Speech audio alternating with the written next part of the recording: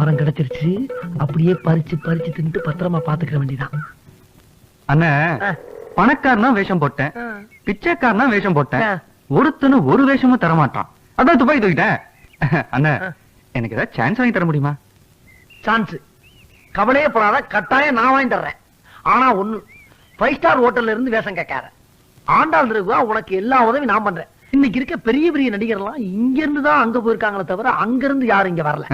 ஆகையினால நீ என்ன பண்ற நண்பா, இந்த என் அட்ரஸ். உன்னை மிகப்பெரிய நடிகராக்கி காட்ட வேண்டியது என்னுடைய வேலை. அது போதுண்ணா. நடிப்பது என்னோட வாழ்க்கை, நடிப்பது என்னோட குறிக்கோள், நடிப்பது என்னோட லட்சியம், நடிப்பது என்னோட உயிர் மூச்சு. அதெல்லாம் கரெக்ட் தான். உலகமே ஒரு நாடகம் மேடுன்னு அப்பவே ஷேக்ஸ்பியர் சொல்லிட்டு போயிட்டாரு. நாம எல்லோருமே நடிகர்கள் தான். ஆனா சம்பளம் தான் தனித்தனியா கொஞ்சம் முன்ன பின்ன வித்தியாசமா இருக்கு. அதுதான் ஏன்னு புரியல. அது சரி, அடுத்து நீங்க ஆண்டாள் தெருவுல வந்து என்னை மீட் பண்றீங்க.